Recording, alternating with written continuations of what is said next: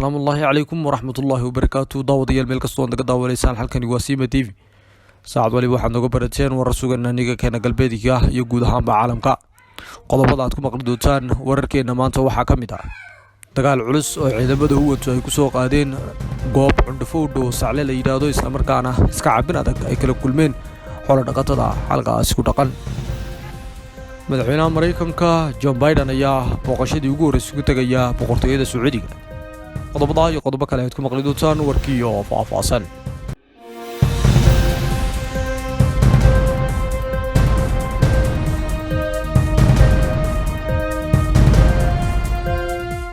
abaarada dobadii saamaxnimo ayay maanta canfarta ay ku soo weerartay xoolo dhaqatada qabalaha sacle oo u dhow magaalada Cundufo waxaan wareysi ka qaadnay wariyeena Cabdirashiid oo goobjoog ah goobtaas ka ahaa sidan ayuu wareysigu inagu dhacay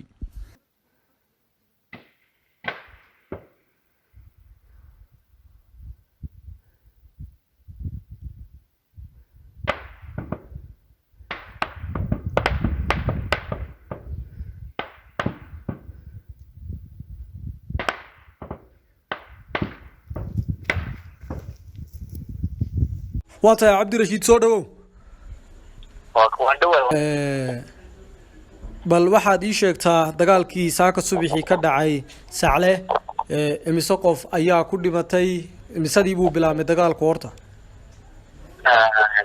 waan maasantay dagaalku saaka wuxuu bilaabmay 7 subaxnimo wuxuuna ka bilaabmay sacle oo Cundufo ka magaalada Cundufo ka beegan waqooyi bari واتاي لما حصلت ميليشيات كنا شعب لقد قاعد تسوي وكاس اون بالنما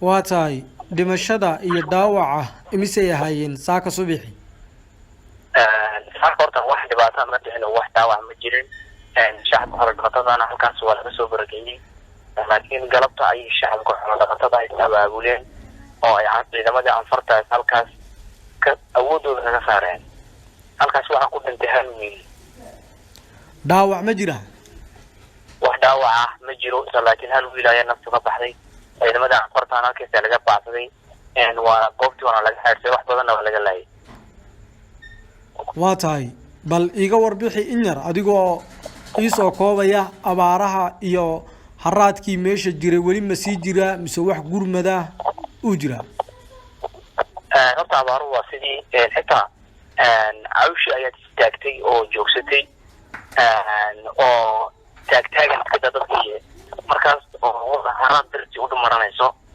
kuleelku aad zaid degree oo kordhay magaranaysa waqtiga iyo lagu jiro aad u kulul abaari biyo la'aantu aad u baahsan abaartu halkeegii weeyaan أبداً بدخل شعبك إيوه أبو جوجتي تلاقيات بدون درجة كده حوالي كده إذا ولا بدي.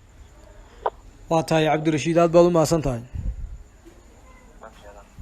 كاسوحوها عبدالرشيد أو فرديا سيما TV عندفو إسلام كان النجور بحنا يدقال كيساك أرورتي قوحدة أرجع حسدا عن فرط واي كسوق عن تحول دقة قلبيتك قبل كسيد دقة.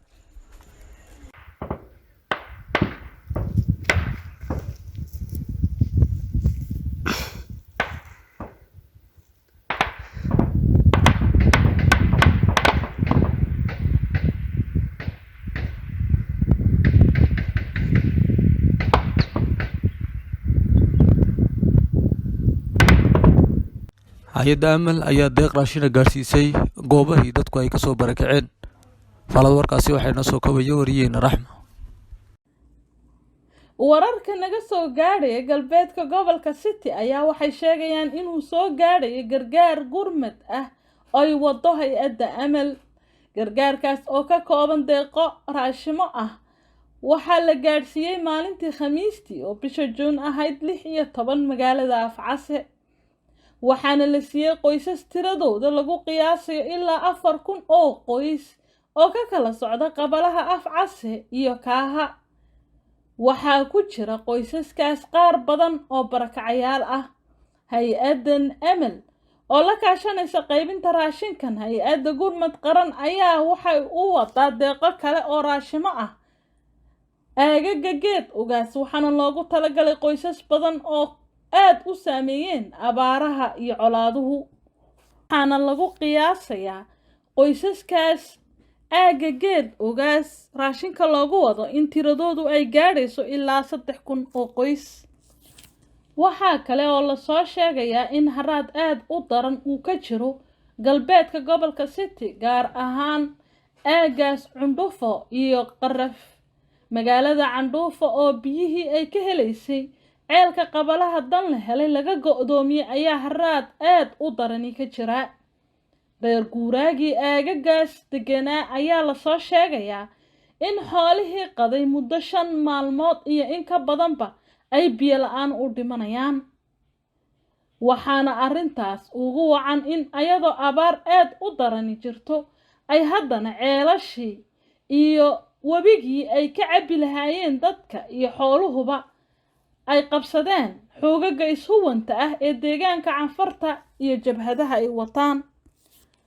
waxaa kaloo lasoo sheegayaa in ay magaalada Cundhufo sidoo kalena la ildaran tahay xaalad caafimaad darro ah oo soo gaadhaysa shacabkeeda. xanuunka shuban biyoodka ah oo soo gaadhay magaaladaas ayaa waxaa jirta xaalad daawo la'aan ah. tirada dadka uu ku dhacayo xanuunkaas shuban biyoodka ah ayaa maalinba maalinta ka dambaysa soo kordhaysa. dhanka kalena waxaa lasoo sheegayaa in ay dagaal ay soo qaadeen xoogaga ishuwanta ee deegaanka Canfarta, jabhadaha iyo maleeshiyaadka ay wataan. dagaalkaas ay ku soo qaadeen qabalaha Umadlays oo waqooyi bari kaga aadan magaalada Cundhufo. dagaalkaas ay ku soo qaadeen dad xoolo dhaqato ah ayaa aad la iskaga caabiyey, waxaana lasoo sheegayaa in lagu qabtay qaar ka mid ah ciidamada Canfarta. agaasimaha guud ee hay'adda qaxootiga dalka ayaa imiday magaalada Jigjiga. faalada warkaasi waxay noo soo qabaysaa wariyaheena Zainab. waxaa saaka ka soo degay garoonka diyaaradaha ee Garaad Wiilwaal ee magaalada Jigjiga agaasimaha guud ee hay'adda qaxootiga dalka RRS mudane Tasfaxun Gabasow iyo xubno kale oo heer qaran ah. agaasimaha guud ee RRS ayaa waxaa socdaal ku wehelinayay Dr. Mamadou Dan Balde, wakiilka hay'adda UNHCR ee Itoobiya iyo mas'uuliyiin kale. waxaana qaabilay la taliyaha madaxweynaha ee dhinaca arrimaha bini'aadanimada mudane Axmed Ismaaciil. mas-uuliyiinta ayaa lagu wadaa in ay la kulmi doonaan maamulka sare ee xukuumadda. ujeedaduna waa in ay iska kaashadaan barnaamijyada lagu xoojinayo damaanada cunnada bulshada iyo wax soo saarka beeraha iyo biyaha. madaxweynaha dowladda Mareykanka John Biden ayaa markii ugu horeysay booqanaya boqortooyada Sacuudiga. falada warkaasi waxay noo soo koobaya wariyaheena Baashe. madaxweynaha waddanka Mareykanka Joe Biden ayaa lagu wadaa toddobaadkan in safarkiisii horeeyay uu ku tago boqortooyada Sacuudi Arabiya. dowladaha Mareykanka iyo Sacuudiga oo hore xulufo u ahaan jiray ayaa waxa uu duud amba shaki soo kala dhex galay kadib 1 Oktoobar 2018 dilkii wariye Jamaal Khashoggi, taa oo ku eedaysay dowladda Mareykanku inuu ka dambeeyay xalsudaha boqortooyada Sacuudiga Maxamed bin Salmaan. tan iyo markaaba labada wadan waxay haayeen kuwa aan xiriirkooda diblomaasiyadeed fiicnayn. hase ahaatee hadda ayaa la qorsheynayaa in madaxweynaha waddanka Mareykanka uu gaadho magaalada Riyaad, waxaana lagu sheegay warbixin kooban oo ka soo baxday aqalka cad muuqashada madaxweynaha Mareykanka inay qayb ka tahay xiriirka labada wadan, taasoo uu dhaxal looga dhigay tamarta. si kastaba ha ahaatee xaaladda hadda boqortooyada Sacuudiga Mareykanka oo in dhawaanaba laga deyrinayay ayaa markan u muuqata in halkii hore lagu soo celiyo. sida awgeedna amiirka la dhaxal sugaha boqortooyada Sacuudiga boqor Maxamed bin Salmaan ayaa lagu wadaa inuu la kulmo madaxweynaha waddanka Mareykanka Joe Biden oo toddobaadkan booqan doona waddankaasi. guud ahaanba warkii ood kala socotay Sima TV intaas aynu ga dhanyahay. sidaad warar sugan aad uga heshid galbeedka City iyo weliba guud ahaanba caalamka waxaad mar waliba isha ku haysaa Sima TV.